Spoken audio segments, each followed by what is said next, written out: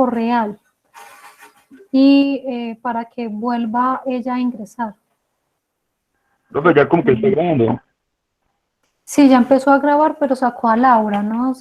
Me imagino que ahorita va a volver a entrar. Si de pronto no ingresa, le pueden por favor poner un mensajito ahí en el chat para que sepan que debe volver a ingresar a la reunión, que fue por, no sé, un tema de compatibilidad con la grabación, tiene que volver a ingresar. Bien. Entonces, bueno, les voy a compartir aquí la pantalla. No sé si la representante nos hace el favor y les manda un mensajito si alguno lo sacó de la reunión cuando empezó la grabación para que sepa que vuelve a ingresar, que fue un tema de compatibilidad con Meets. Bueno, entonces acá les acabo de compartir pantalla, entonces vamos a cerrar el tema del Sistema Universal de Protección de los Derechos Humanos, hablando del sistema extraconvencional o no convencional de Naciones Unidas. Ustedes recuerdan en la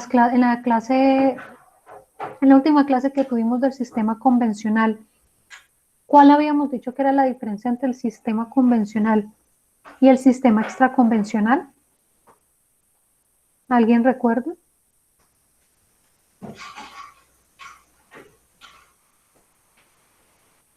A partir de sus nombres, ¿no? Porque uno se llama un sistema convencional y el otro se llama extraconvencional o no convencional. Profe, pues porque el convencional está compuesto por un cierto grupo de tratados. Ok, sí, el sistema convencional, sí, sí, adelante. Mientras que el otro pues no está exactamente compuesto solo por tratados, o exactamente por tratados. Ok, ok. Entonces recuerden que en el sistema convencional el sistema nace a partir de unos tratados, ¿no? Que conforman o crean unos organismos que son llamados comités. Y decíamos, por eso es que se llama convencional, porque a partir de tratados o convenciones, sí, que son lo mismo, recuerden, tratado o convención son sinónimos. A partir de estos tratados se crean los organismos. Bien, recuerden, los comités no surgieron de la nada, los comités surgieron de estos tratados o convenciones. Por el otro lado, decíamos, tenemos la otra cara de la moneda, que es el sistema extraconvencional o no convencional de Naciones Unidas. Entonces, extra quiere decir por fuera, ¿cierto? ¿Por fuera de qué? De una convención o de un tratado.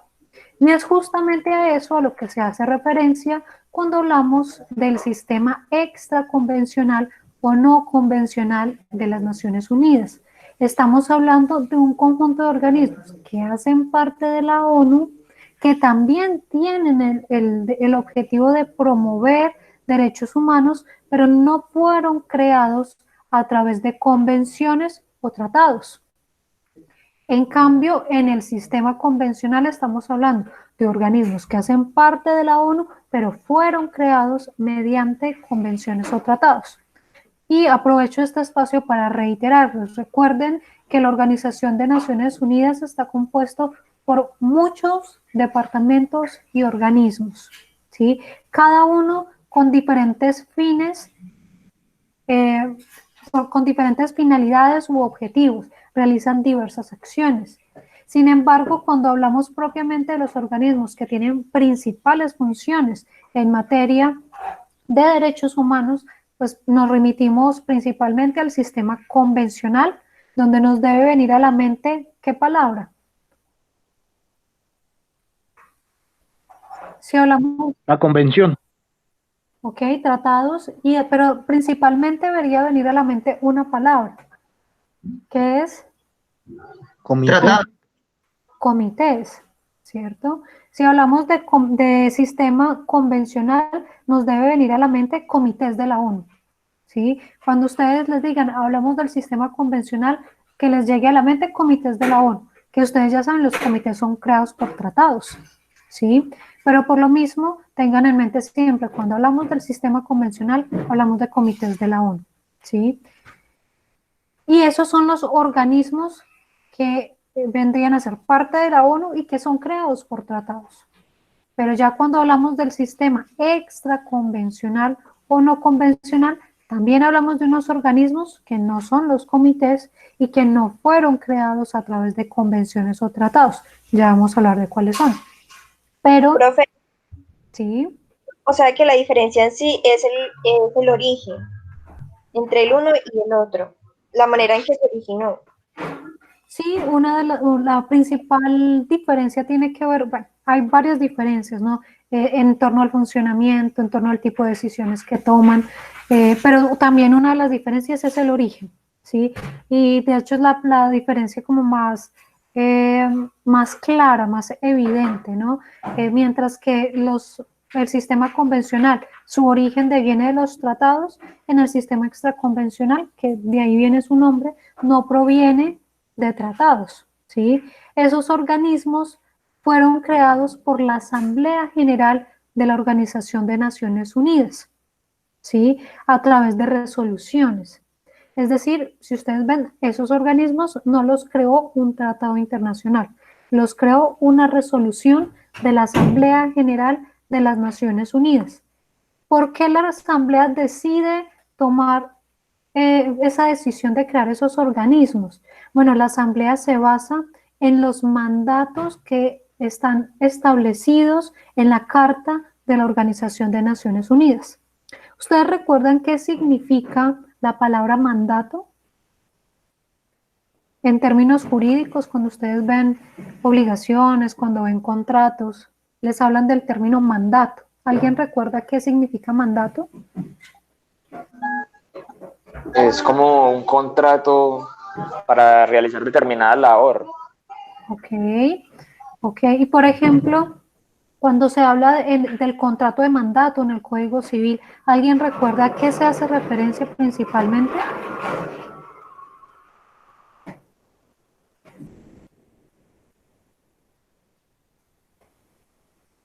Es la obligación como de hacer una obligación en nombre de otro.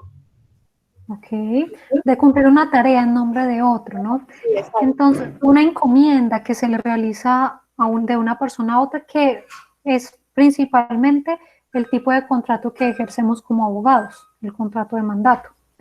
Y por eso es que si ustedes ven muchos de los contratos que realizan los abogados con sus clientes, hablan de mandante y mandatario, ¿sí? Teniendo en cuenta esa circunstancia. Entonces, cuando hablamos de un mandato, estamos hablando de una labor que se le encomienda a una persona para que haga en nombre de otra. Resulta que, como ustedes como lo vimos en el primer corte, la Carta de la Organización de Naciones Unidas contempla unos propósitos o unos fines de la Organización de Naciones Unidas, es decir, unos mandatos, unas labores que debe realizar la Organización de Naciones Unidas. Entonces, con base en esa función, en esa labor de la ONU, que parte de la Carta Fundacional de la ONU dice, bueno, para yo poder cumplir con esa labor, con ese mandato, yo necesito crear un organismo que me apoye en la realización de ese mandato, porque de otra manera, pues, digamos que van a faltar manos para poder realizar o cumplir con esa labor de la Organización de Naciones Unidas. Bien, eso es lo que ha llevado a que se creen una serie de organismos relacionados entonces con el funcionamiento de las Naciones Unidas. ¿Cuáles son esos organismos? Bueno, vamos a hablar principalmente de los tres principales organismos del sistema extraconvencional. Uno de los principales organismos es el Alto Comisionado de las Naciones Unidas para los Derechos Humanos, ¿sí? Que seguramente ustedes lo han escuchado usualmente, hace pronunciamientos constantes en materia de derechos humanos, en relación con Colombia lo ha hecho en varias oportunidades. Seguramente ustedes habrán escuchado que actualmente la alta comisionada de los derechos de las Naciones Unidas para los Derechos Humanos es una mujer, que es Michelle Bachelet,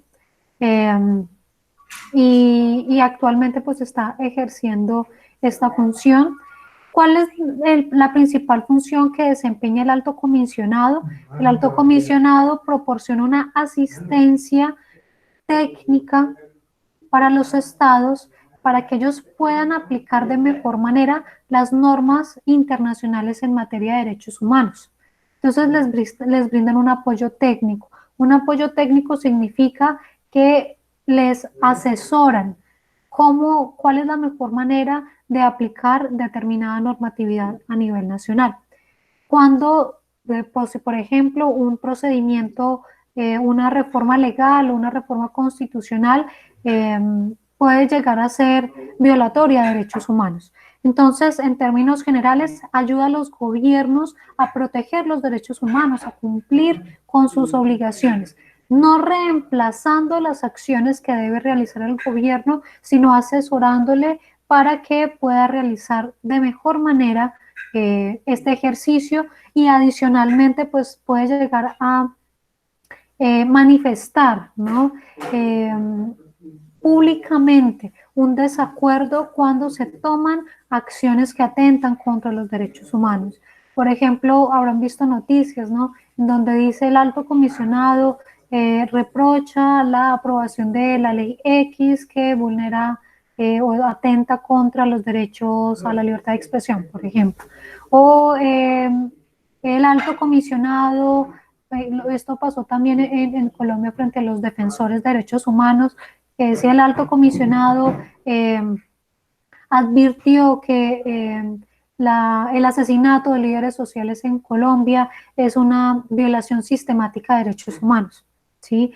Entonces, cuando aquí se habla de una denuncia de esas violaciones, quiere decir esa comunicación que hay con la comunidad internacional, con la propia población dentro de la sociedad respecto de lo que está ocurriendo en materia de derechos humanos en el respectivo estado.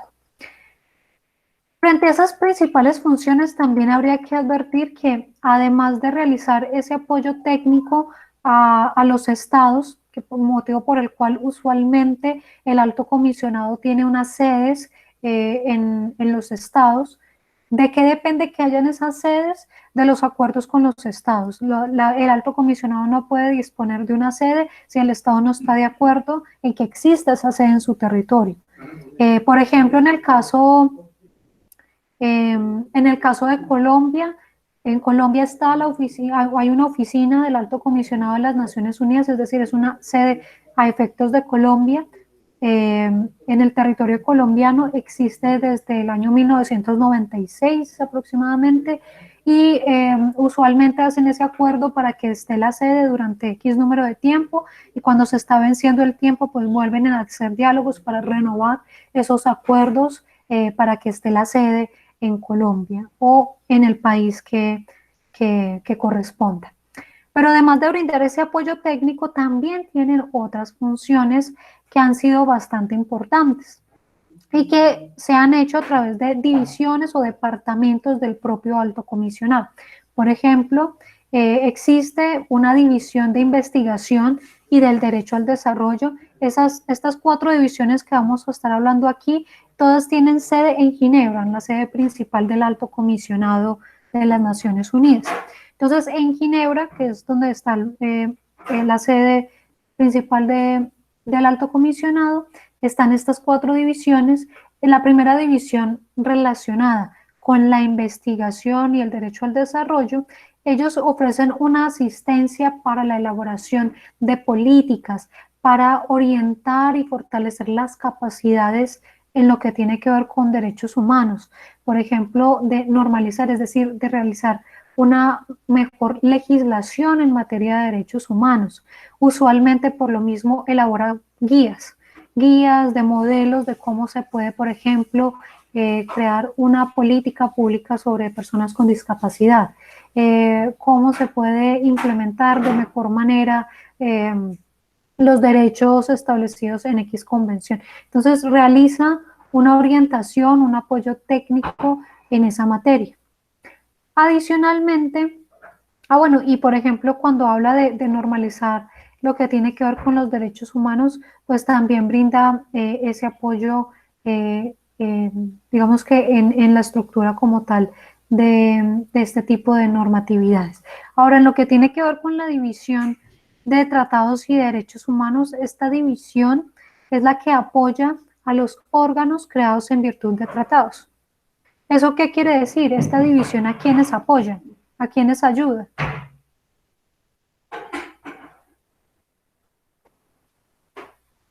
Según lo que hemos visto en clase, los órganos creados en virtud de tratados, ¿cuáles son?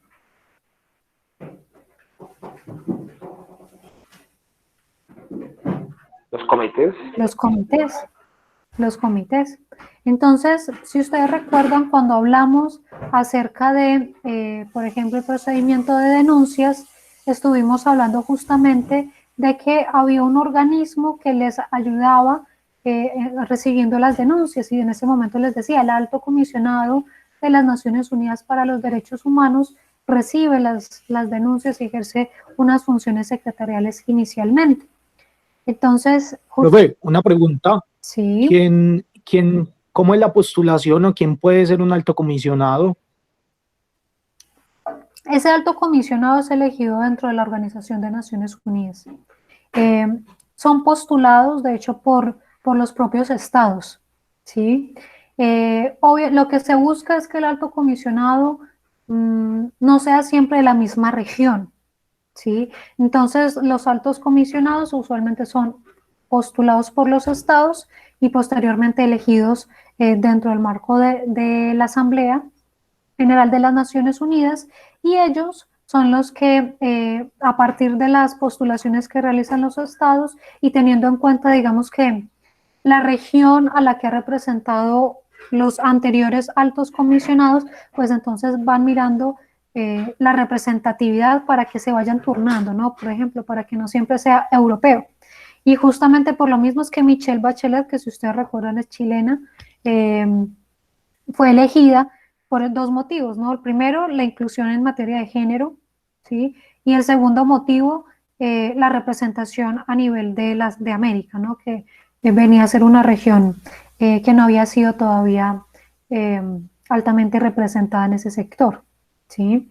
Entonces son ellos los que realizan esta función. Por supuesto, no quiere decir que el representante del alto comisionado, en este caso Michelle Bachelet, sea la que hace toda esta labor, no.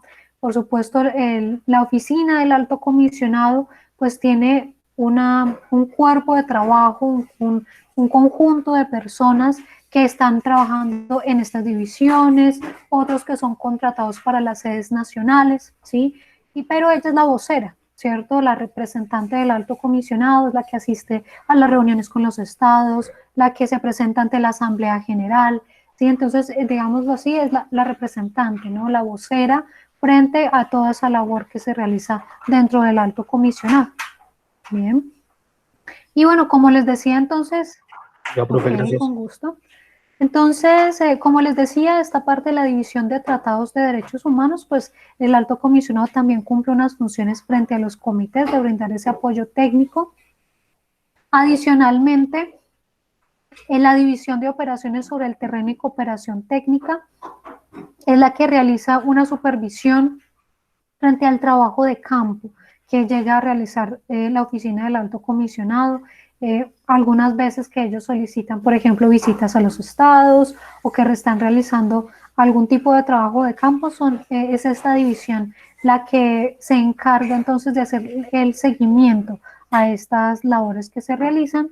Y finalmente, y en relación también con el sistema de Naciones Unidas, la división de mecanismos del Consejo de Derechos Humanos apoya el trabajo técnico y sustantivo al Consejo de Derechos Humanos, que va a ser uno de los 3 organismos que vamos a hablar dentro del sistema extraconvencional. Es decir, que el alto comisionado de Naciones Unidas, entre las múltiples funciones que realiza, tiene esa labor de apoyar el trabajo de los organismos del sistema convencional, es decir, los comités, y apoyar la labor de los organismos del sistema extraconvencional, como principalmente el Consejo de Derechos Humanos, que es el que cumple una función bastante fuerte en materia del sistema extraconvencional, como lo vamos a ver a continuación, ¿sí? Bueno, ¿alguna pregunta hasta aquí, muchachos? Bueno, ese es entonces el primer organismo que me interesaba destacar, el Alto Comisionado de las Naciones Unidas, que en las noticias ustedes lo escuchan mucho y siempre es bueno que sepan que es uno de los organismos del sistema extraconvencional. Pero adicionalmente tenemos al ACNUR, que es la oficina del Alto Comisionado de las Naciones Unidas para los Refugiados, ¿sí? Que me parece interesante que podamos ver un poco al respecto, justamente porque en el texto de los últimos testigos también se habla mucho del tema de los refugiados. Y si bien el concepto de refugiado quizá era uno en la época en la que ocurrieron esos hechos y el motivo por el cual ellos se consideraban refugiados, vamos a ver un poquito, un video breve de esta oficina donde les hablan un poco del concepto de refugiados para que ustedes puedan ver la evolución que ha tenido a lo largo del tiempo. Bien, entonces les voy a compartir.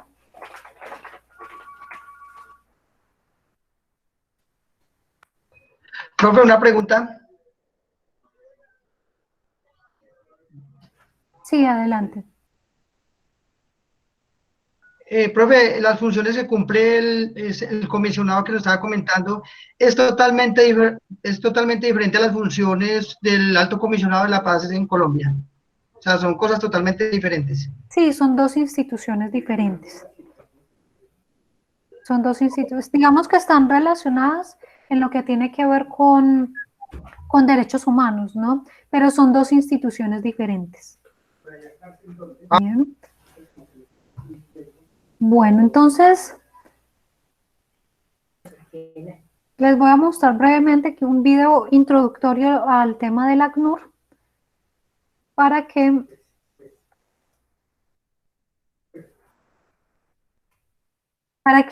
tengamos una base de la cual hablar a continuación frente al ACNUR. Bien, entonces pueden ver el video en estos momentos en pantalla. ¿Quiénes somos, profe? Sí, ok. Sí, señora.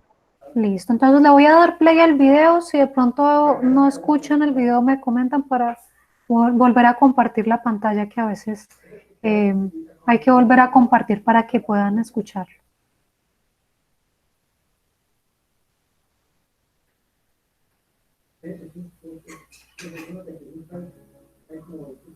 Sus caras cuentan nuestra historia.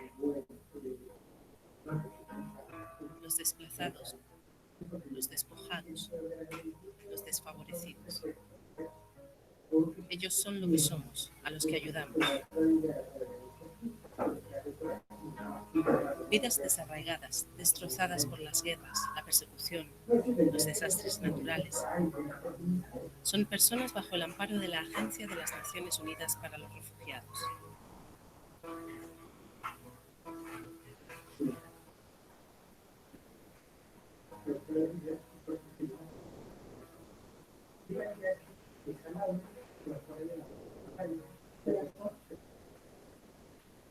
La Segunda Guerra Mundial dejó tras de sí naciones destruidas y refugiados huyendo de sus países.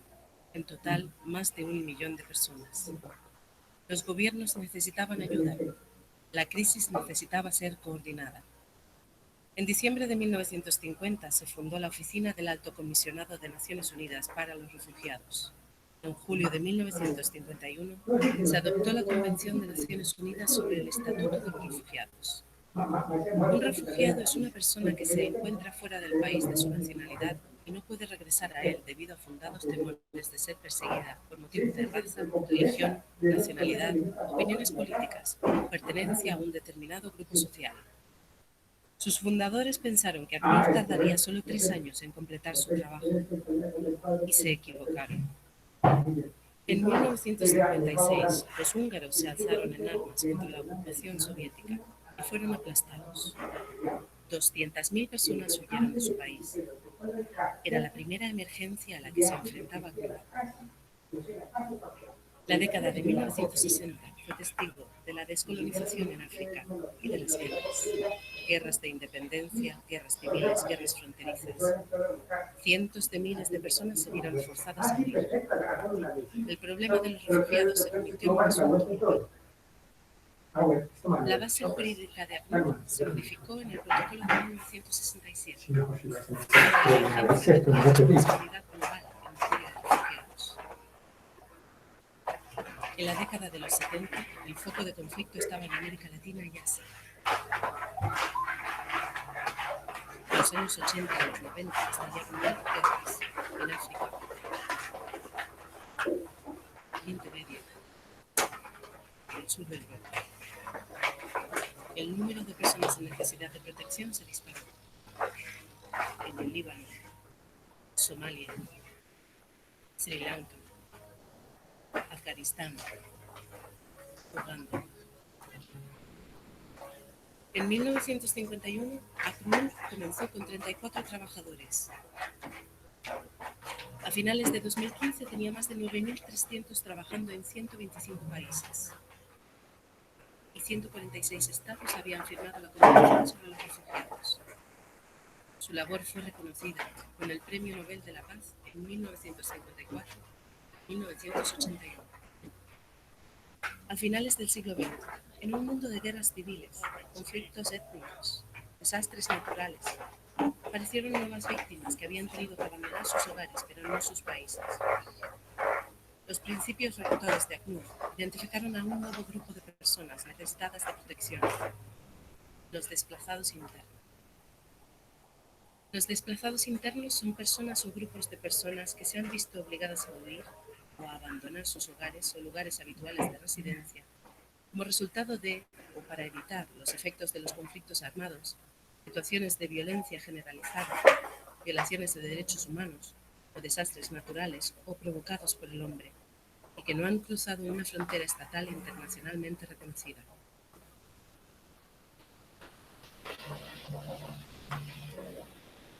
A medida que los conflictos han ido cambiando, también lo ha hecho el papel de ACNUR. En los Balcanes, ACNUR empezó a trabajar directamente en las zonas de conflicto, algo que no había hecho durante sus primeras 4 décadas de historia, y sigue haciéndolo hasta la fecha. En este nuevo siglo, el mundo cuenta con el mayor número de refugiados y desplazados desde la Segunda Guerra Mundial, cerca de 60 millones. Las largas y enconadas guerras en Somalia y Afganistán, los conflictos en la República Centroafricana, Nigeria, Sudán del Sur, Yemen, Libia y en Siria, un país fracturado. 4 millones de refugiados han huido a países vecinos. Más de 7 millones se han convertido en desplazados internos. Y en el mar se han perdido miles de vidas. Sirios, somalíes, eritreos, etíopes que se embarcaron en busca de una vida más segura. Los retos crecen a un ritmo alarmante. ACNUR, más de 60 años después de su creación, se enfrentará a todos estos retos mediante la innovación y la adaptación, y contando con uno de los mandatos de protección más sólidos del derecho internacional, así como con acuerdos con más de 900 agencias y el firme apoyo de los gobernantes, gobiernos y de personas como tú.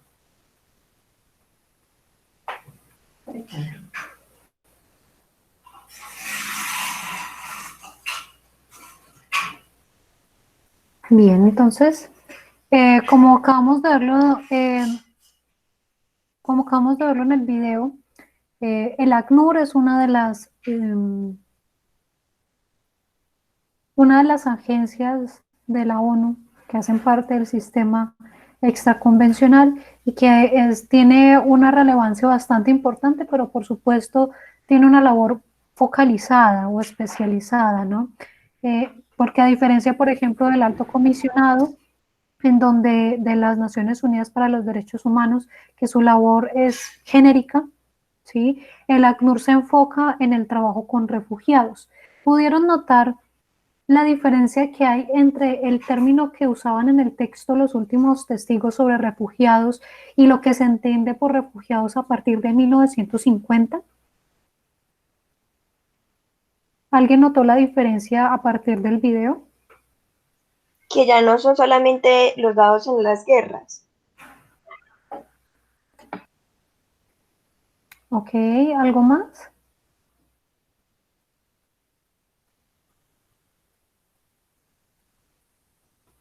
Si ustedes recuerdan en el texto de los últimos testigos, ¿sí?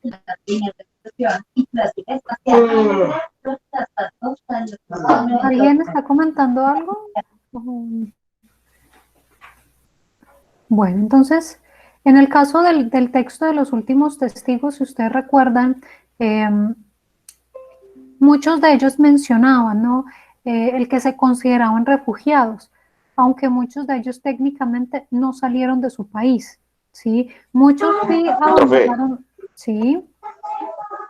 La diferencia no sería, digamos, en términos de decir que en el contexto del libro, refugiado sería considerado solo por la razón de la guerra, del conflicto armado que se presentaba, y que en la actualidad se considera incluso en escenarios diferentes de un conflicto armado, por Ok. razón de raza, religión, nacionalidad, ideales políticos. Ok, sí, muy bien, como lo comentaba también la otra compañera, sí, efectivamente, para ese momento, pues ellos lo veían solo desde el contexto de la guerra, efectivamente es una de las circunstancias que, a diferencia de lo que ocurría en ese momento, ¿no? A diferencia de lo que ocurría en ese momento, fue propiamente únicamente por la guerra, posteriormente se ha visto que se puede huir del país de origen por otras causas, ¿no? Pero esa es otra de las diferencias, y es que la condición de refugiado actualmente, de acuerdo con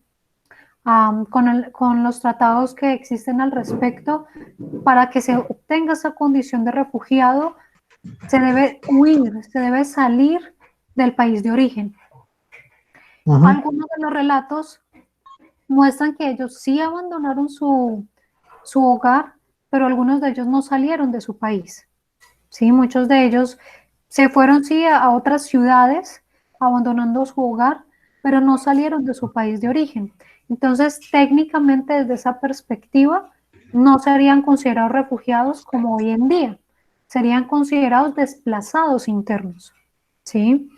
Y esa es pues otra de las diferencias, porque si vieron en el video, en esta condición de refugiados, muchachos, por favor, apaguen los micrófonos para que no hayan interferencias. Entonces, les decía, esa parte de los refugiados ha venido cambiando a partir del tratamiento que se les ha venido dando desde los tratados internacionales. Claro, en el momento en el que ocurre la Segunda Guerra Mundial, no había una definición internacional ni homogénea sobre la condición de refugiados. Por eso muchos de ellos hablan de refugiados en términos más amplios a lo que lo contempla los tratados de hoy en día. Sin embargo, ya propiamente desde el derecho internacional público, pues la Oficina del Alto Comisionado de las Naciones Unidas para los Refugiados, pues sí cumple una labor importante, ¿no? Que ahí es bueno, de pronto como lo mencionaba el compañero Julián, no confundir los términos, que pueden ser similares, pueden sonar similares, pero tienen una connotación distinta, ¿no? Porque una cosa es la Oficina del Alto Comisionado de las Naciones Unidas para los Derechos Humanos, que tiene una labor más amplia. Otra es la Oficina del Alto Comisionado de las Naciones Unidas para los Refugiados, que tiene una labor específica. Y bueno, no confundirlo, por ejemplo, también con organismos de carácter nacional que tienen nombres similares. Por ejemplo, el caso que nos mencionaba el compañero Julián, el Alto Comisionado para la Paz, en el caso colombiano, no es un organismo internacional con sede en Colombia, no, es un organismo de carácter nacional, que de hecho pues es nombrado por el presidente de la República. Por ejemplo, el Alto Comisionado para la Paz en Colombia antes se llamaba Consejería Presidencial para la Paz.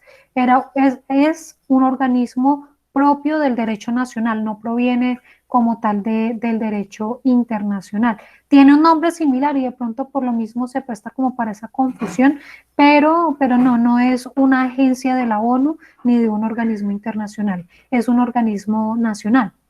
Entonces no hay que confundir los nombres a pesar de la similitud. Y bueno, pues en relación con esta organización para los refugiados, pues esta agencia cumple todo el mandato de dirigir y coordinar las acciones internacionales para proteger a los refugiados a nivel mundial, y como lo vieron en el video, pues también ha ampliado un poco su misión en relación con los desplazados internos de los estados. Bien. ¿Hay alguna pregunta hasta aquí, muchachos?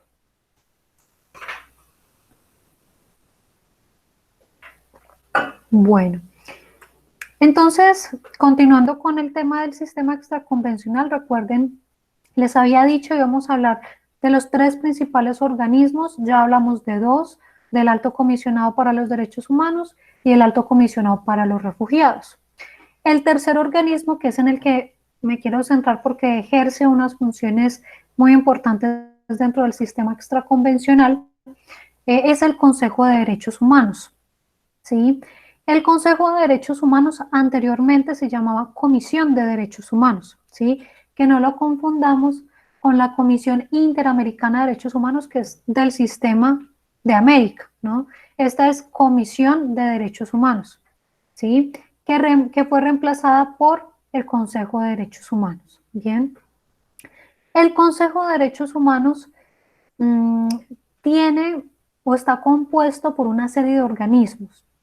Es decir, el Consejo de Derechos Humanos no es una sola institución, sino que dentro de ella se desprenden una serie de organismos que ejercen unas funciones que son llamados procedimientos especiales, ¿sí? Que ya me referiré o explicaré propiamente a qué me refiero con procedimientos especiales.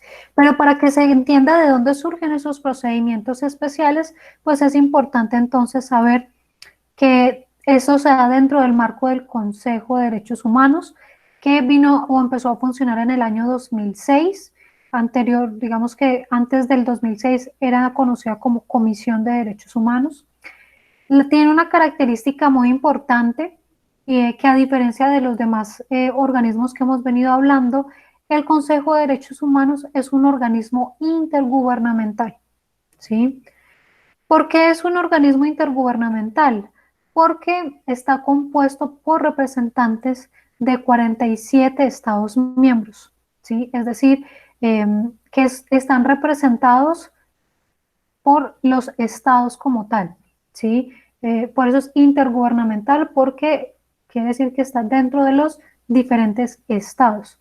¿Para qué se creó? Pues se buscó o se creó para poder prevenir los abusos, las violaciones a los derechos humanos, para hacer principal énfasis en grupos con condiciones de vulnerabilidad, para justamente también visibilizar violaciones que existen dentro a nivel mundial, que esa es una de las diferencias que existe también con el sistema convencional. Como estos comités, como estos organismos del sistema extraconvencional fueron creados por la Asamblea General de la Organización de Naciones Unidas, ¿sí? Su competencia, digamos que no tienen que cumplir requisitos para tener competencia, más allá de que los estados hagan parte de las Naciones Unidas, ¿sí? Entonces, por el hecho de pertenecer a las Naciones Unidas, estos organismos pues les hacen seguimiento, ¿sí? Porque son organismos que se derivan de los mandatos de la ONU. Entonces, por supuesto, pues tienen una competencia mucho más amplia que, por ejemplo, el tema de los comités, que se requiere la ratificación del tratado y la aceptación de los procedimientos de denuncia. Estos organismos pueden llegar a conocer de cualquier estado del mundo que haga parte de la ONU, pero sus decisiones, digamos que tienen una limitación mayor que la de los comités, ¿sí? En ese sentido, entonces, en el Consejo de Derechos Humanos, para cumplir con esa labor que les encomendó la ONU de hacer ese seguimiento en materia de derechos humanos, el Consejo crea una serie de organismos que cumplen mandatos, es decir, esos mandatos o esas labores que ejerce el Consejo de Derechos Humanos la delega, la confiere a una persona o a un grupo de personas para que las realicen, ¿sí? Y les informen de esa labor al consejo, ¿sí? Esos mandatos, como les digo, se pueden realizar por una persona o por un grupo de personas. ¿De qué depende? Del Consejo de Derechos Humanos. Es el Consejo de Derechos Humanos el que determina si se nombra a una o a más personas dentro de esos procedimientos especiales, que ya se los voy a explicar en más Profe, detalle. ¿Sí? profe, ¿me puedes repetir por favor otra vez de que los organismos, de que el Consejo crea organismos y estos crean mandatos, etcétera? Ok. Entonces les decía, el Consejo de Derechos Humanos tiene unas funciones muy importantes en materia de derechos humanos porque es la que está encargada de hacer ese seguimiento, de supervisar, proteger derechos humanos, enfocándose, por ejemplo, en grupos que son especialmente vulnerables. Pero para poder cumplir esa labor de supervisar, de proteger derechos humanos, pues necesitan apoyarse, ¿sí? En unos procedimientos especiales. Y cuando hablamos de procedimientos especiales, hablamos de una persona o grupos de personas, ¿sí? A quienes les encargan un mandato, es decir, una labor a cumplir. Ya lo vamos a profundizar, pero por ejemplo, les dicen, bueno, vamos a nombrar a una persona que se va a encargar de hacer seguimiento a lo que está pasando en materia de derechos humanos en Somalia. ¿Sí? Entonces, él o ella o este grupo de personas se va a encargar de indicar o hacerle seguimiento a qué está pasando en Somalia, ¿sí? Y nos va a rendir informe sobre lo que está pasando en Somalia, ¿sí? O podrán decir, bueno, hay un tema que en estos momentos está sucediendo con bastante ahínco en el mundo, por ejemplo, desapariciones forzadas. Entonces vamos a nombrar a una persona para que haga seguimiento de qué está pasando en materia de desapariciones forzadas, ¿sí? O de grupos con vulnerabilidad, por ejemplo, qué está pasando respecto a las mujeres, ¿sí? Entonces les dan ese mandato, usted va a hacerle seguimiento a este país o a este tema, ¿sí? Eso se da, como les decía, en el marco del Consejo de Derechos Humanos y esas personas prestan ese servicio a título personal. Eso quiere decir que técnicamente no hacen parte de la nómina, o llamémoslo así, del personal de nómina, el personal de planta de la Organización de Naciones Unidas, no. Ellos son externos que prestan ese servicio o digamos que esa labor para apoyar el trabajo que realiza la ONU. Bien.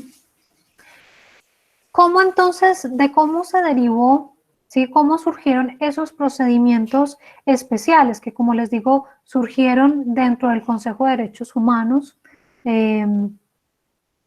Y propiamente, de hecho, surgen con anterioridad, ¿no? Cuando funcionaba todavía la Comisión de Derechos Humanos, ¿sí? Que se le cambió el nombre en el 2006 a Consejo de Derechos Humanos. Entonces, ¿cómo surgieron esos procedimientos especiales? Bueno, esos procedimientos especiales surgen de la labor que realizaba inicialmente la comisión, que realizaba, digamos, labores normativas relativas a los derechos humanos, que digamos que de hecho esta comisión, cuando hemos hablado de la redacción de tratados, la Comisión de Derechos Humanos usualmente era la que se encargaba de elaborar o redactar los tratados de acuerdo con las discusiones que se elaboraban o se daban dentro de las conferencias internacionales, es decir, dentro de los espacios donde los estados se reunían para deliberar, ¿sí? Entonces, en principio la comisión tenía esa labor, ¿sí? Estaban dentro de estas conferencias internacionales y a partir de las decisiones y de las decisiones y de todo lo que se daba en el marco de las conferencias internacionales eran los que redactaban, ¿sí? Las diferentes disposiciones normativas. Pero a nivel mundial lo que ocurre es que, bueno, muchos estados, muchas personas a nivel mundial vivían situaciones muy difíciles en materia de derechos humanos. ¿Y eso a qué llevó?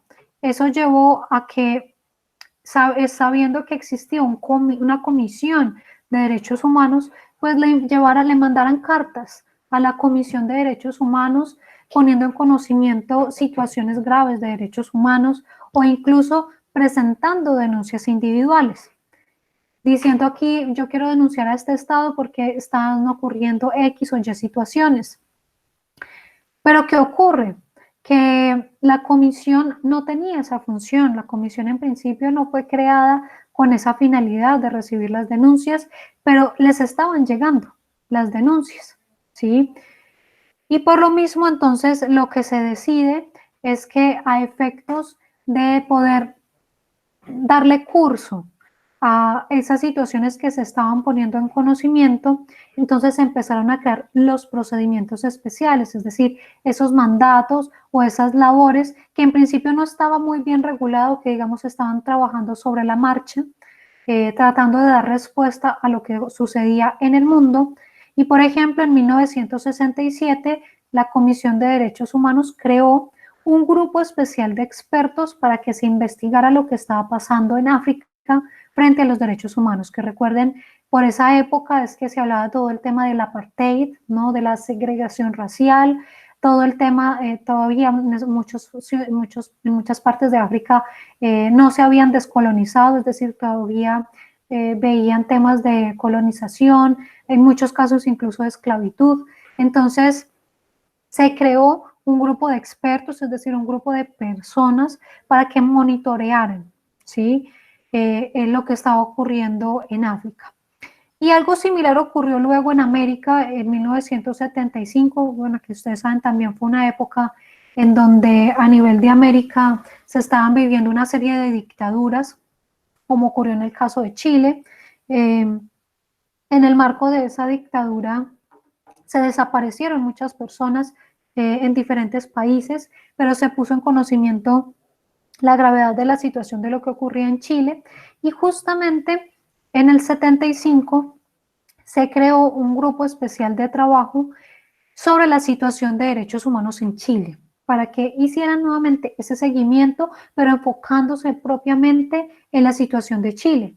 Y luego en el 79, ese grupo especial de trabajo, es decir, un grupo de personas, iba a ser reemplazada por una persona llamada relator especial y 2 expertos independientes, es decir, habían 3 personas que a cada uno se le encargó el hacer seguimiento frente a las desapariciones que se estaban dando en Chile. Y así vino sucediendo poco a poco que a partir de las circunstancias sociales que se vivían, entonces se iban creando grupos para que ellos monitorearan con especial énfasis esas situaciones, porque de otra manera pues la ONU no tenía la capacidad técnica y humana para poder hacer seguimiento a todas esas situaciones. En el 80, por ejemplo, pues viendo que no era una situación única y exclusiva de Chile, el tema de las desapariciones, en el 80 se crea ya un grupo de trabajo sobre desapariciones forzadas en general, no solamente en Chile, sino en diferentes estados, y así sucesivamente para 1990 ya se habían creado esos mandatos, digamos que al principio no se les conocía como procedimientos especiales, porque digamos que la ONU fue trabajando sobre la marcha, sobre las necesidades que se le fueron puestas en conocimiento, pero ya para 1990 ya existían 6 mandatos, 6 procedimientos especiales o temáticos que se enfocaban en temas muy particulares como desaparición forzada, ejecuciones extrajudiciales. Con el tiempo entonces la ONU le dio el nombre de procedimientos especiales, ¿sí?, a esos mandatos que se le confieren a una o a varias personas respecto de países o respecto de temas de especial relevancia en materia de derechos humanos.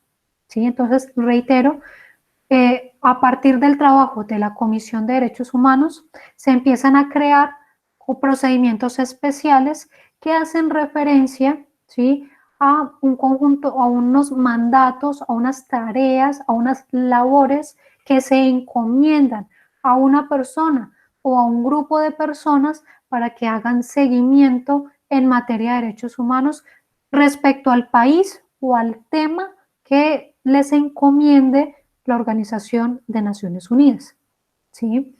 Entonces, por lo mismo, pues tienen una labor muy específica.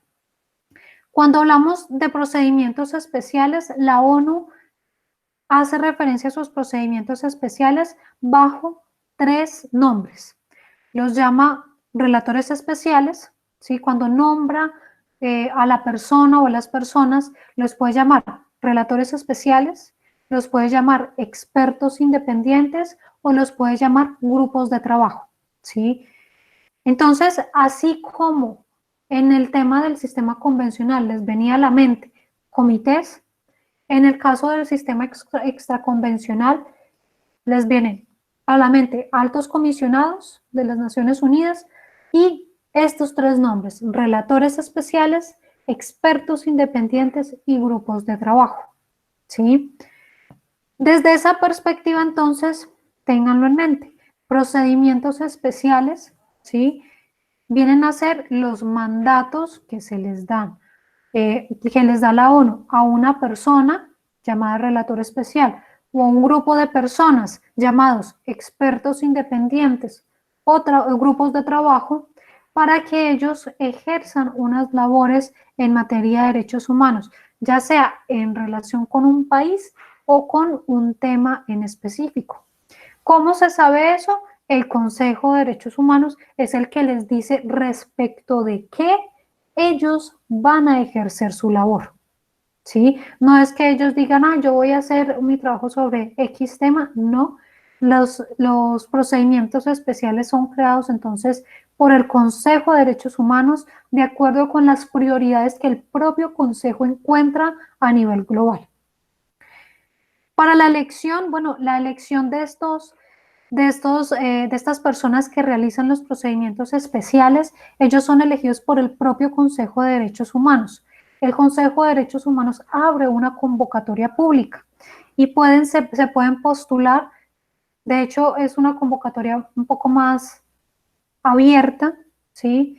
De lo que ocurre en otros escenarios, porque de hecho en esta convocatoria se pueden incluso presentar a mutuo propio, es decir, una persona que considere que es experta en el tema se puede postular a sí misma, no requiere que sea un Estado el que lo nomine, ¿sí? Se puede postular cualquier persona o los puede postular incluso estados, organizaciones internacionales, ONGs, ¿sí? Los pueden postular.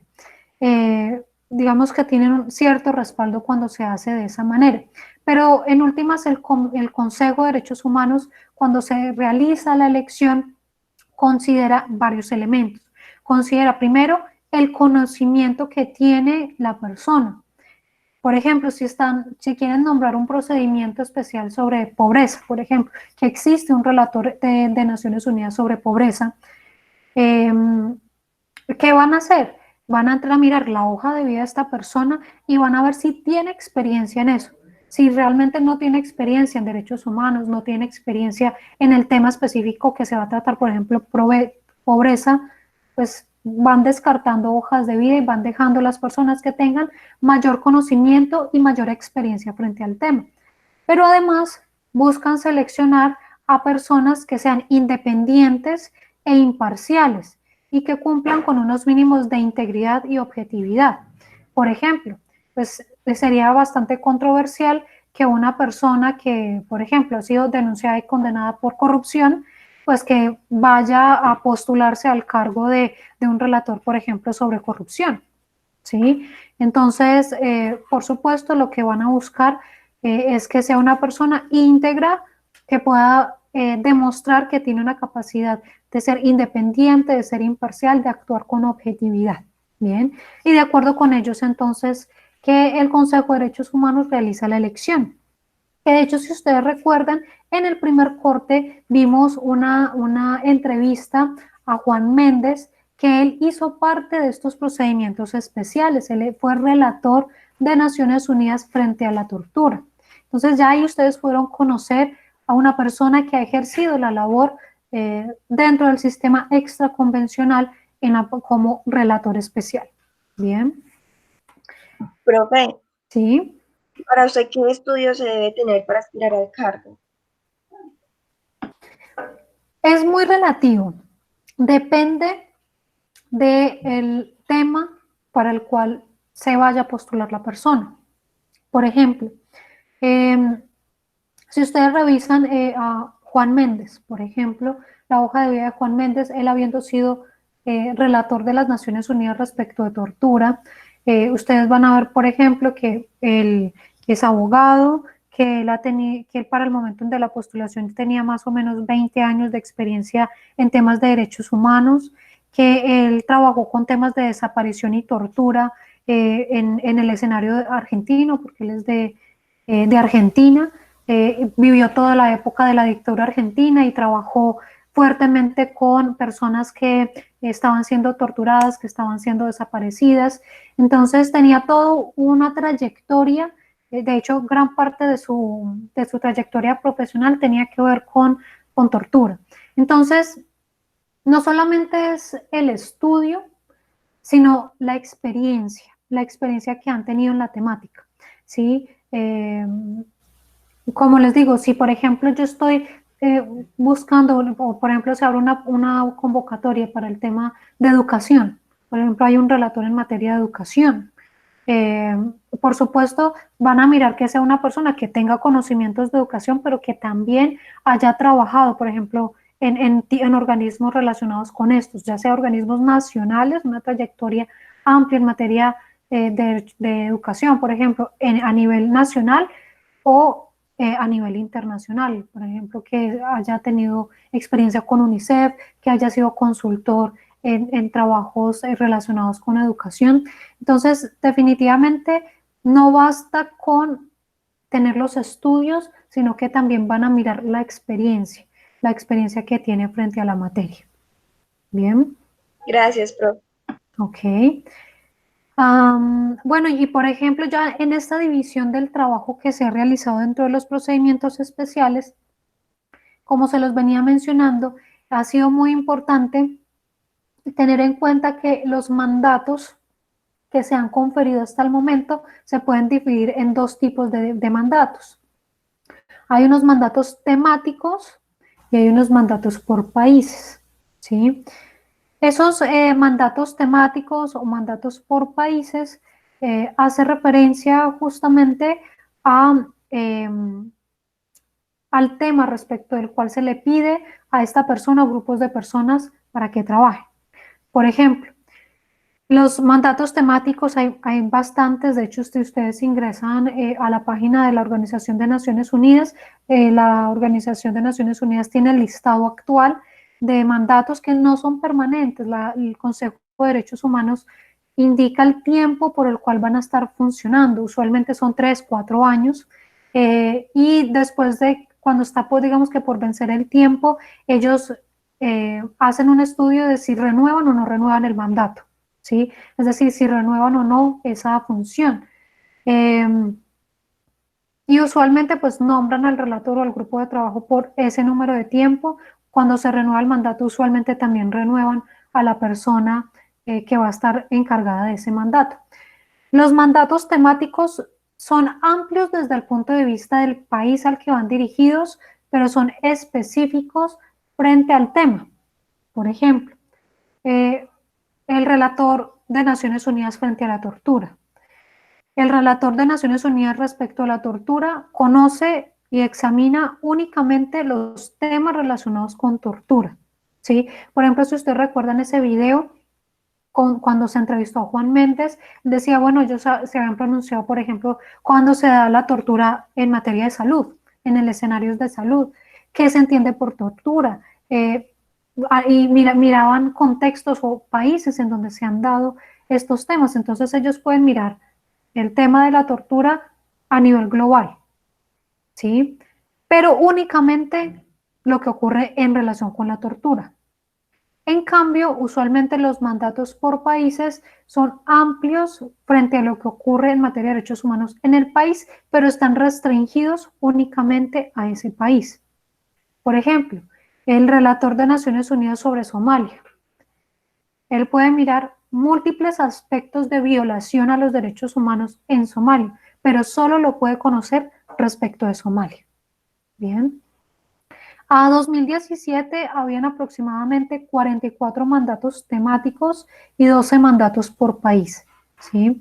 Que van desde temas muy variados, como digamos que algunos dirían, bueno, eso no parece tan vinculado con derechos humanos, pero hay algunos que se ven mucho más relacionados como desaparición forzada, tortura, y otros como ya aspectos más genéricos como temas de educación, pobreza, alimentación, derecho al desarrollo.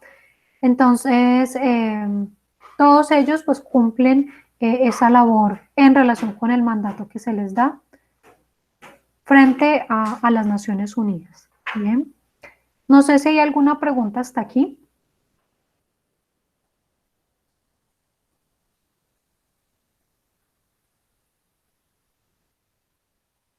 Profe, por el chat creo que hicieron una pregunta.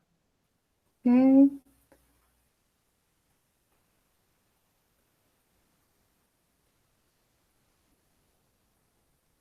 Ok, bueno, entonces nos dice John Fabián, sería como lo que viene sucediendo en Venezuela, que muchos ciudadanos llegan a nuestro país.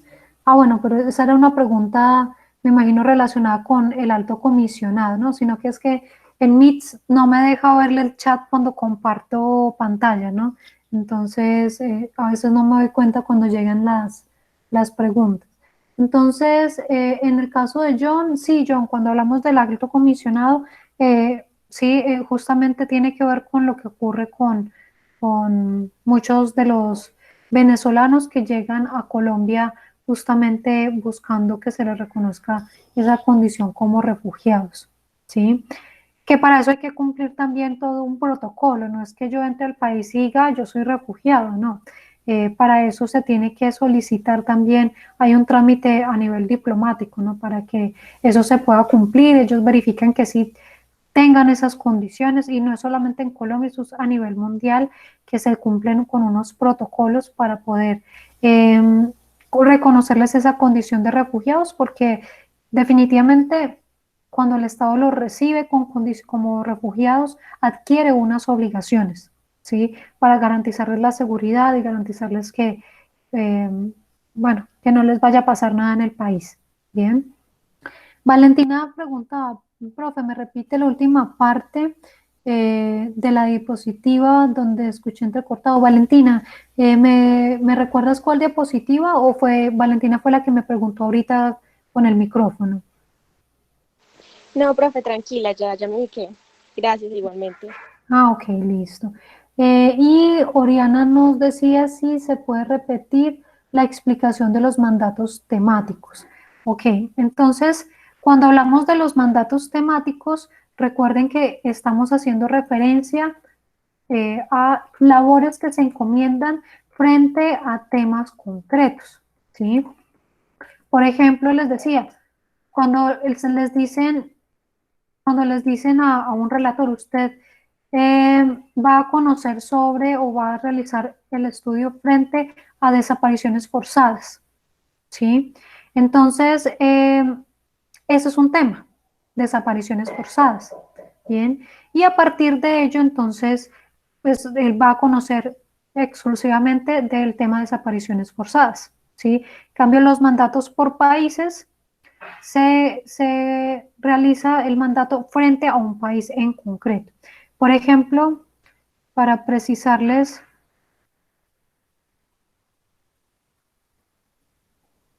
de mejor manera esta parte, ¿sí? Si ustedes ingresan a la página de la Organización de Naciones Unidas, buscando pues el tema de procedimientos especiales del Consejo de Derechos Humanos, entonces van a encontrar aquí una breve explicación y aquí en visión general encuentran los mandatos por países y los mandatos temáticos que existen actualmente, ¿sí? De hecho encuentran también acá, miren, presente su candidatura a experto independiente del Consejo de Naciones Unidas, ¿sí? Les hablan de todo el trámite de selección, todas las actividades, bueno, aquí ya ustedes pueden encontrar pormenorizada cada una de las funciones, de las labores y de los informes que han presentado los relatores. Si ustedes ingresan, por ejemplo, mandatos por países, les van a aparecer cuáles son los actuales mandatos que existen frente a los países. Por ejemplo, está el relator en relación con Belarus, el relator frente a Camboya, el relator frente a Eritrea, frente a Malí, frente a Myanmar, frente a Siria, frente a la República Centroafricana, frente a Irán, frente a Corea, frente a Somalia, frente a Sudán, ¿sí? Entonces, esos son los principales países que actualmente la Organización de Naciones Unidas considera que se debe hacer un seguimiento, ¿sí? Y aquí les indica, por ejemplo, el año en el que fue establecido. Por ejemplo, el mandato frente a Belarus fue establecido en el 2012 y fue renovado en el año 2019, ¿sí? Acá les dice, por ejemplo, la resolución en la que ellos fueron creados y quién es actualmente el titular de ese mandato, ¿sí? Acá se los mencionan y les dicen el país de origen. Por ejemplo, frente a Belarus es Anaïs Marin, que es originaria de Francia. Bien.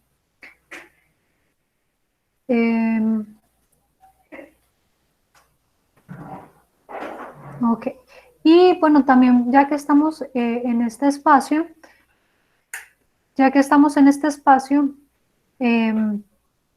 les muestro, por ejemplo, cuáles son los actuales mandatos temáticos que existen actualmente en la Organización de Naciones Unidas, ¿sí? Que son de temas bastante variados, ¿no? Y que ustedes pueden ver cómo se combinan estos mandatos temáticos entre relatores, grupos de trabajos y expertos independientes, ¿no? Por ejemplo, está actualmente la experta independiente sobre derechos humanos y solidaridad internacional, que es de Nigeria, ¿sí? La experta independiente es de Nigeria. El relator especial sobre la promoción de la verdad, la justicia, la reparación y las garantías de no repetición, que es de Argentina, Fabián Salvioli. El grupo de trabajo de expertos sobre afrodescendientes, ¿sí? Noten que todos ellos no se refieren a un país en particular, sino que es un mandato en relación con los diferentes estados, pero frente a un tema en particular. Noten, por ejemplo, que el relator y los expertos independientes son una sola persona. Los grupos de trabajo siempre están compuestos por un número plural de personas, usualmente 5 personas, ¿sí? Entonces, por ejemplo, aquí pueden ver las 5 personas que hacen parte del grupo de trabajo.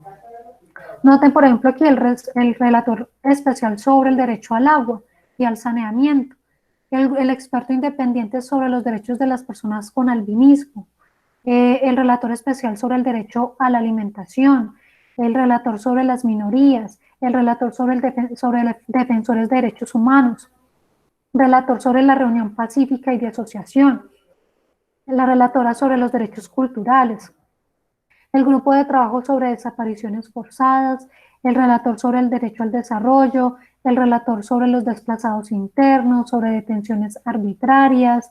Bien, entonces noten que hay multiplicidad de temáticas, todas ellas, por supuesto, en conexión con las principales temáticas que tienen que ver con derechos humanos. Bien. Bueno, ¿hay alguna otra pregunta sobre el sistema extraconvencional?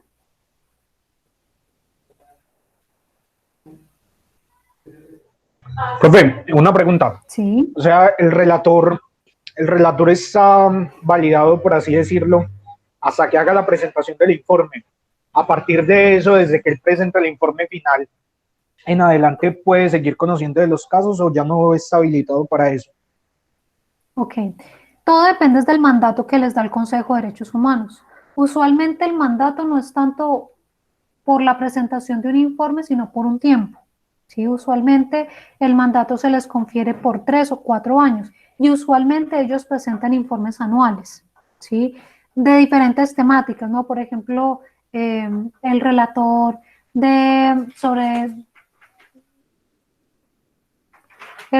sobre desapariciones forzadas, pues hay años en los que hace especial referencia a ciertos países en los que hay una especial preocupación frente a ello. Bueno, porque ahí me faltaba mencionarlas, ¿no? Que dentro de esas principales funciones que que conocen estos procedimientos especiales está el realizar visitas, es decir, durante el mandato, durante el periodo de tiempo que el Consejo de Derechos Humanos conoce de esa función, durante ese periodo de tiempo, ellos realizan varias funciones, como cuáles: realizar visitas. Ellos pueden solicitar a los estados que les permitan ingresar a su territorio para hacer investigaciones, para profundizar en las temáticas relacionadas con derechos humanos, entrevistar personas, ir al campo, ¿no?, al terreno, a ver qué está pasando. El envío de comunicaciones, es decir, ellos pueden solicitar información a los estados sobre situaciones que se estén presentando dentro de su territorio. Ellos pueden realizar consultas,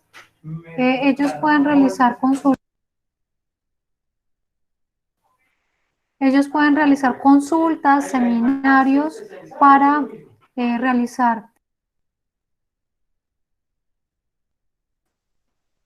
Ellos pueden realizar consultas y seminarios frente a la materia que ellos conocen, ¿sí? Por ejemplo, usualmente estos relatores suelen ser invitados a congresos, conferencias relacionadas con la temática de su mandato.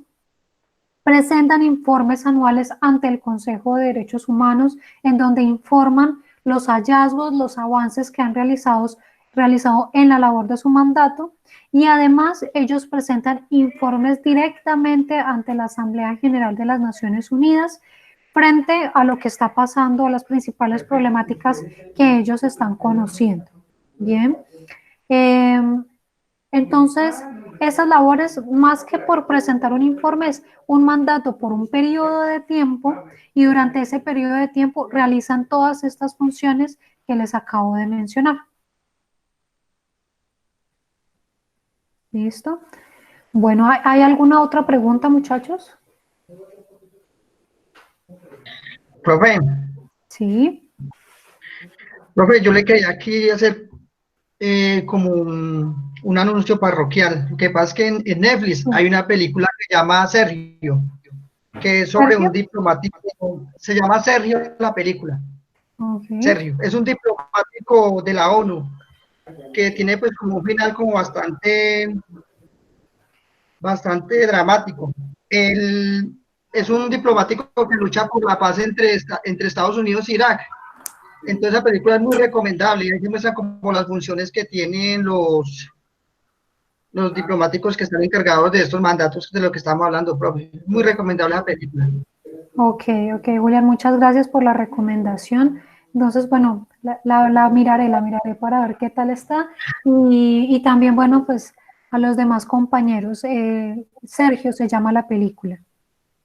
¿Listo? Sí, señora. Bueno, a lo mejor si la ven en este fin de semana, podamos hacer algún comentario en la próxima clase frente a ella, ¿no? Entonces, los que quieran verla este fin de semana, y la próxima clase nos tomamos un par de minutos y comentamos la película. Bien.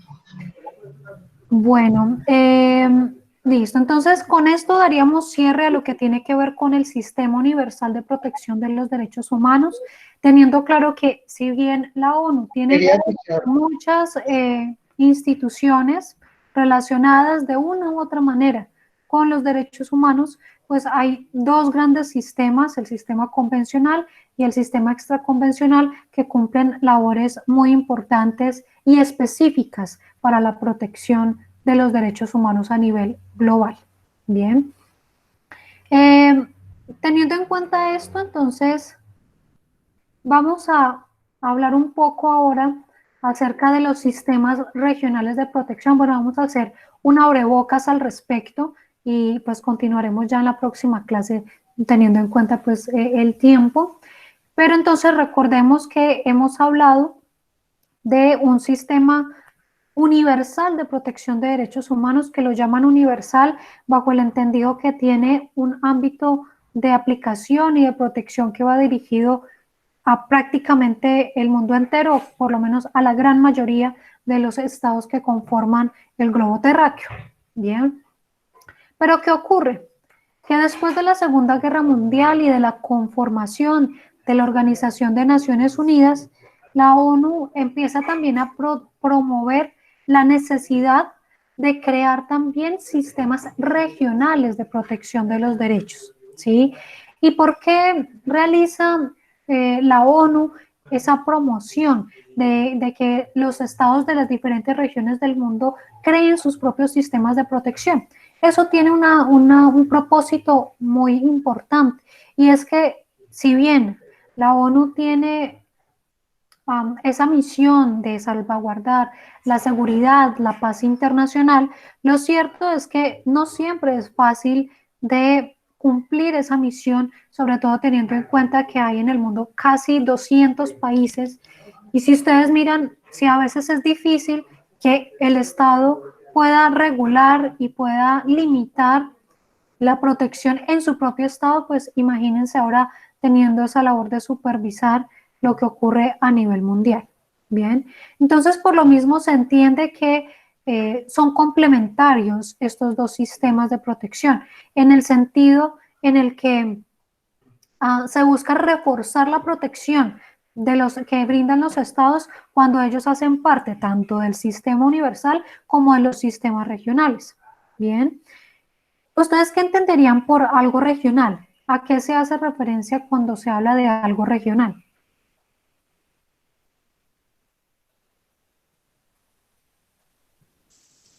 ¿Sería algo del mismo país, doctora?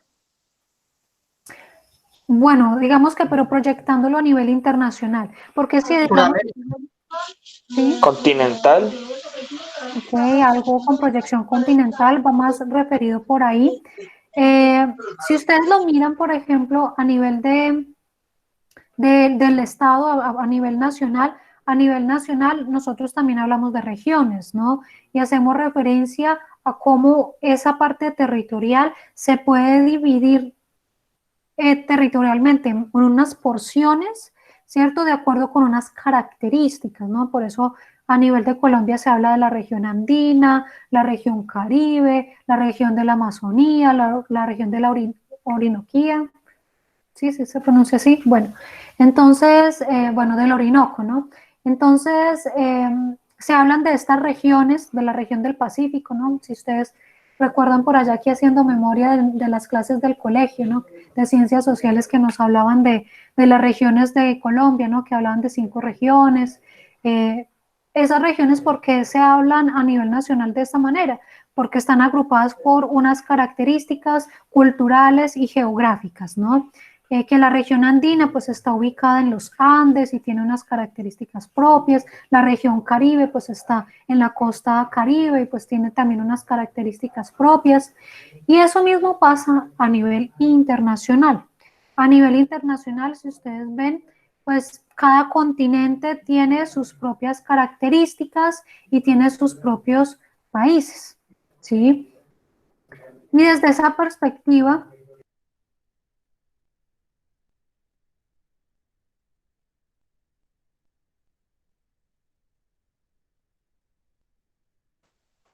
entonces, si lo hablamos a nivel internacional, eso lo vemos también en los propios estados, lo podemos ver a nivel de cada continente, pues cada continente tiene sus propias características de acuerdo también con los países que lo componen. Bien, entonces podemos hablar actualmente a partir de esa labor que realizó la ONU para promover esos sistemas regionales, que se han creado 3 sistemas, ¿sí? El sistema interamericano, el sistema europeo y el sistema africano, ¿sí? Esos sistemas pues fueron creados a partir del consenso que se dio en los diferentes estados del respectivo continente frente a la necesidad ellos mismos de proteger los intereses de sus propios países, de proteger los intereses y la cooperación en su propio continente, haciendo especial énfasis entonces a nivel de los derechos humanos, ¿no? Entonces, estos son pues sistemas creados para proteger los derechos humanos. Y desde esa perspectiva, pues nosotros estaremos haciendo énfasis en el sistema interamericano, que es el sistema que nos compete a nosotros. Pero entonces, para abordar el sistema interamericano, tengamos claro que a pesar de que los estados pueden llegar a consensos para proteger y promover los derechos humanos, por ejemplo, a nivel de Asia no se ha conformado un sistema de protección asiático, ¿sí?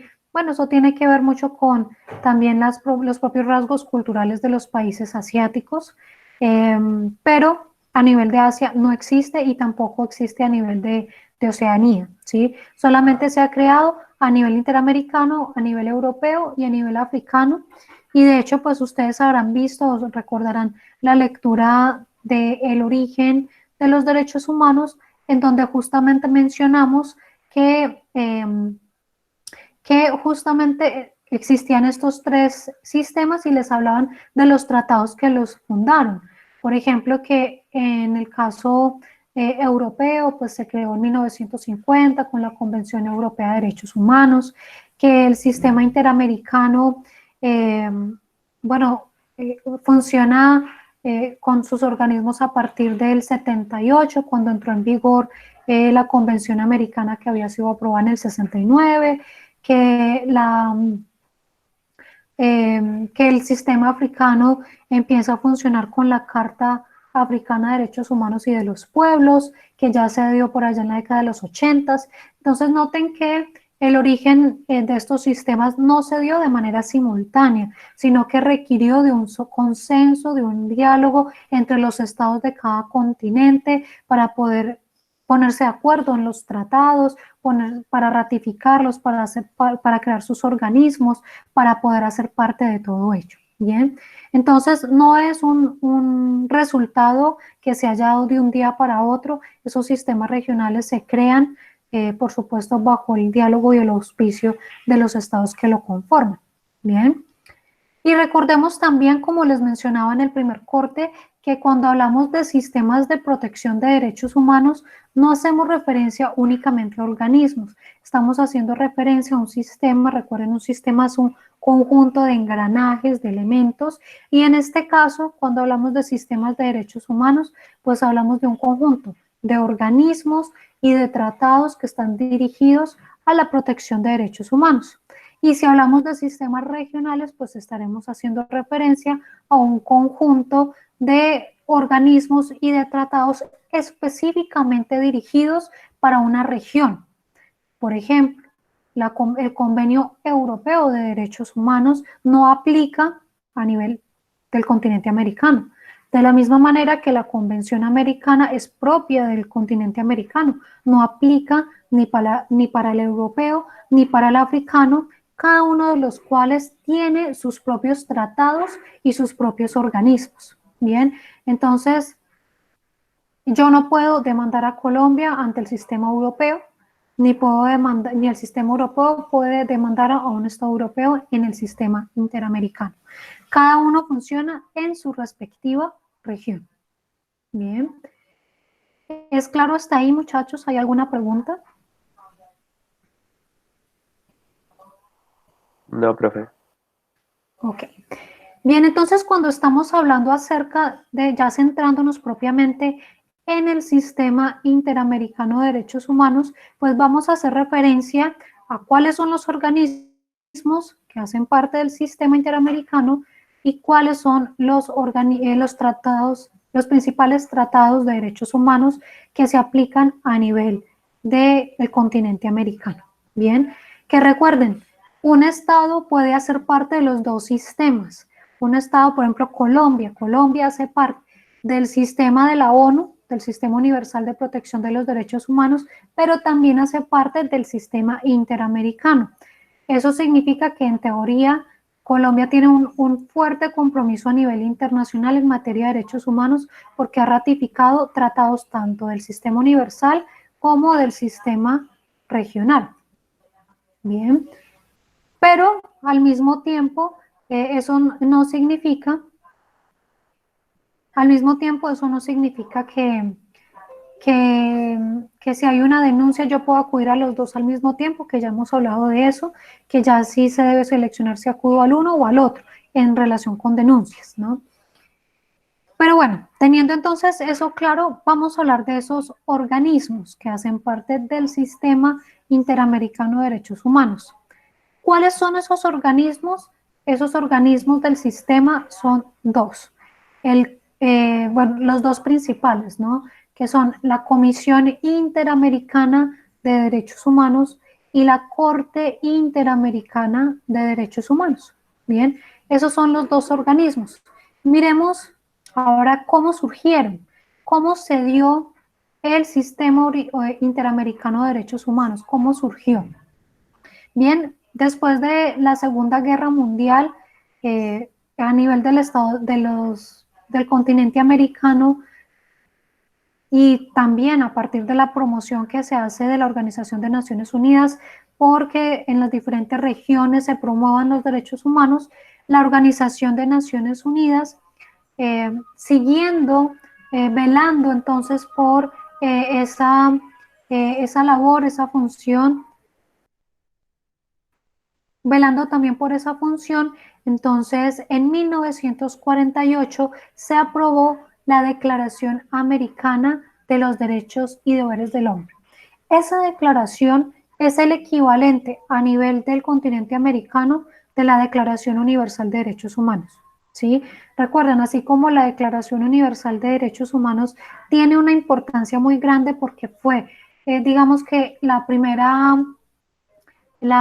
primer exponente, la primera manifestación que realizan los estados de querer comprometerse frente a los derechos humanos, particularmente con los derechos que están en la Declaración Universal. De la misma manera ocurrió en el continente americano con la Declaración Americana de Derechos y Deberes del Hombre, en donde los estados que hacían parte de la Organización de Naciones Unidas firmaron esa declaración. Claro, es una mera declaración, tal como en su momento lo era la Declaración Universal de Derechos Humanos. Ambas declaraciones, ustedes saben, se ha venido con el paso del tiempo hablando de su necesidad de cumplirla, ¿no? De que si bien son declaraciones, el hecho de que contienen derechos que han sido reconocidos por la costumbre internacional como obligatorios, como parte del Ius Cogens, entonces tienen una cierta vinculatoriedad, ¿sí? Principalmente esas dos declaraciones en lo que concierne a nosotros como continente americano. Otras declaraciones son diferentes, tienen una connotación distinta, pero estas dos principales tienen una gran relevancia en materia de derechos humanos y si bien es debatible su obligatoriedad o no, actualmente pues en general se afirma la necesidad de su cumplimiento, ¿no? Es importante esa declaración porque en el caso colombiano porque fue firmado en Bogotá, justamente bajo un contexto bastante complejo. No sé si ustedes recuerdan qué pasó en abril de 1948. Fue un periodo de bastantes turbulencias en Colombia, que por esa época fue que se dio el Bogotazo, si ustedes recuerdan la historia de Colombia, y por lo mismo fue bastante compleja la suscripción de la firma de esta declaración, pero pues finalmente se logra y viene a ser uno de los principales documentos en materia de derechos humanos para nosotros. Y también fue relevante porque la comisión, a partir, digamos que de ese contenido de la Declaración Americana, la Organización de Naciones Unidas entiende que es necesario crear un organismo que se encargue de promover y proteger los derechos humanos contenidos en esa Declaración Americana de Derechos Humanos. Y por lo mismo la OEA en 1959 creó la Comisión Interamericana de Derechos Humanos. Entonces, ojo, la Comisión Interamericana fue creada antes que la Corte Interamericana, ¿sí? Que es bastante curioso porque digamos que muchos pensarían que la Corte fue creada primero o que en principio fue la que primero empezó a funcionar, y no, la realidad es que empezó a funcionar primero la Comisión Interamericana bajo el mandato que se confería en la Declaración Americana de Derechos y Deberes del Hombre, es decir, bajo el entendido que la comisión iba a hacer un seguimiento a los derechos que están contenidos en la Declaración Americana de Derechos Humanos. Ese fue su origen en 1959 e incluso perdura el día de hoy. La comisión todavía hace un seguimiento a la Declaración Americana de Derechos y Deberes del Hombre, ¿sí? La comisión empezó a funcionar realmente en 1960 cuando se aprobó su reglamento, ¿sí? Que es en el que está indicado cómo funciona, cuál es su composición, cómo se eligen, cuáles son sus mandatos, cómo se realizan, ¿sí? Y empieza a funcionar entonces bajo el seguimiento de la Declaración Americana de Derechos y Deberes del Hombre, que al haber sido firmada por todos los estados que hacían parte de la Organización de Naciones Unidas, perdón, de la Organización de Estados Americanos, eso quiere decir que la comisión, su competencia está dada para hacerle un seguimiento a todos los estados que hagan parte de la OEA, ¿sí? En materia de derechos humanos. Hace una promoción y un seguimiento en materia de derechos humanos en todos los estados que hacen parte de la OEA, ¿sí? Para que la comisión no tuviera competencia frente a esa parte de derechos humanos, los estados tendrían que retirarse de la OEA para que la comisión no tenga esa competencia. Bien.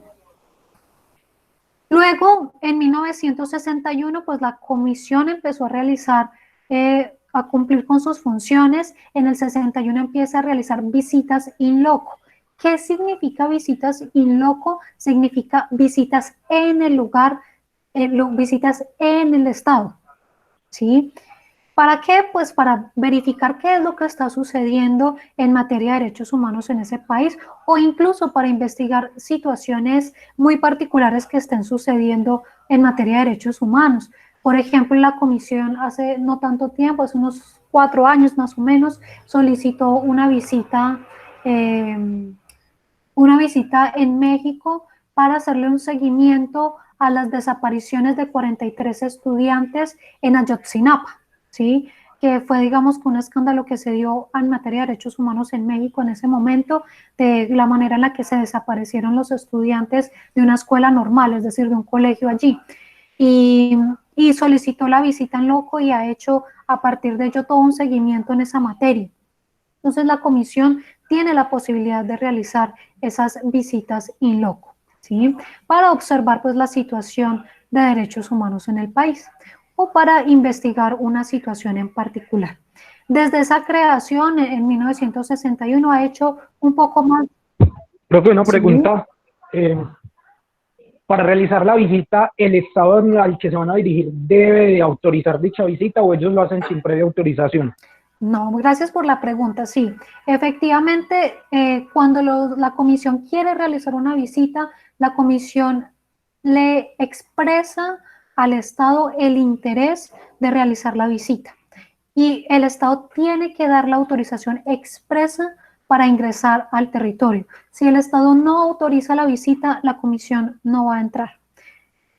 Por ejemplo, eso ocurrió hace poco, fue a finales del año pasado. Ustedes saben, en Venezuela la situación ha sido bastante compleja, sobre todo por la dicotomía entre un gobierno de facto y un gobierno, bueno, por la existencia de dos gobiernos que han sido reconocidos en algunos casos a Juan Guaidó, en otros casos a Chávez, pero que técnicamente el que está en estos momentos dando las órdenes, Maduro, pero el que está dando en estos momentos las órdenes es Maduro, ¿sí? En términos militares y en términos fronterizos es Maduro el que está dando las órdenes. Entonces, a finales del año pasado, en una de las sesiones de la comisión, en donde estuvieron presentes representantes de Venezuela, del gobierno de Juan Guaidó, expresaron que ellos aceptaban la visita de la Comisión Interamericana bajo el entendido que no les podían garantizar la seguridad. Es decir, que los podían recibir, pero que no les podían garantizar que no les pasara nada si visitaban Venezuela, teniendo en cuenta las graves situaciones de seguridad que existían en el país. La comisión, los representantes, sus comisionados, decidieron hacer la visita, pero cuando estaban esperando el vuelo que los llevaba de Panamá a Venezuela, les fue informado que el gobierno de Maduro no aceptaba la visita de la Comisión Interamericana y no les permitieron subirse al avión. No les permitieron subirse al avión. Tuvieron que devolverse porque no les dieron permiso para hacer el ingreso a Venezuela, ¿sí? Ha pasado también, por ejemplo, en casos como Nicaragua, que la comisión lleva varios años y manifestándole el interés a Nicaragua para hacer la visita, y Nicaragua no daba el permiso para realizar la visita, y por lo mismo la comisión pues no hacía la visita hasta hace unos 4 años que hubo, ustedes saben, un cambio de gobierno, y que fue ahí donde la comisión aprovechó para extender nuevamente la visita y les permitieron el ingreso. Y que posteriormente, pues, nuevamente, pues, Nicaragua tomó una postura bastante fuerte en relación con los mandatos de la Comisión Interamericana. Pero bueno, digamos que en general ha venido cumpliendo estos mandatos, ha hecho alrededor de 92 visitas en 23 países. Después de que la comisión hace una visita al país, ella redacta un informe sobre lo que encontró en esa visita, que es publicado posteriormente en su página web, que de hecho ustedes lo pueden, bueno, en la próxima clase les muestro, donde ustedes pueden acceder a todos los informes de países y también temáticos que ha realizado la Comisión Interamericana de Derechos Humanos. Bien. Bueno, muchachos, no sé si hay alguna pregunta hasta aquí.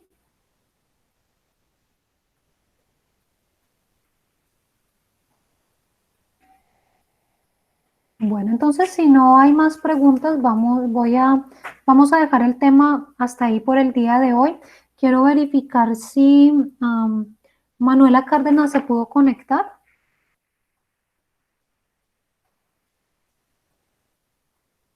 Bueno, Manuela tuvo problemas de conexión. César Augusto Fernández se pudo conectar. Okay.